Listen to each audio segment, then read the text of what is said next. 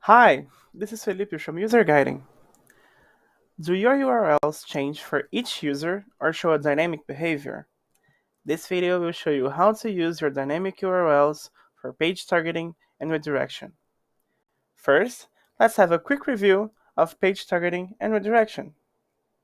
That section allows you to define what page or pages you want your user guiding content to be displayed. When the guide's targeting conditions do not match the current URL, the end user will be automatically redirected to the URL you have entered on the redirection URL field on the guide's settings. You can find these sections in the guide's settings page. Follow this path from the panel start.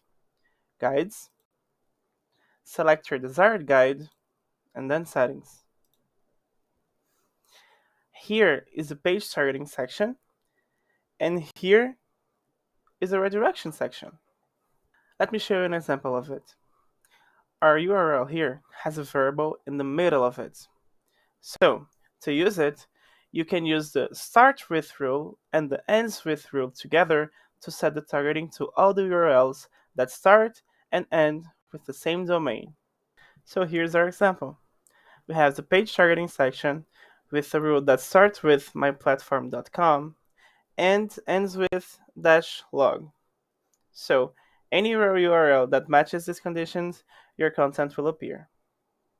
Now, if you want to use the dynamic URL as a redirection URL, you can add user attributes to it.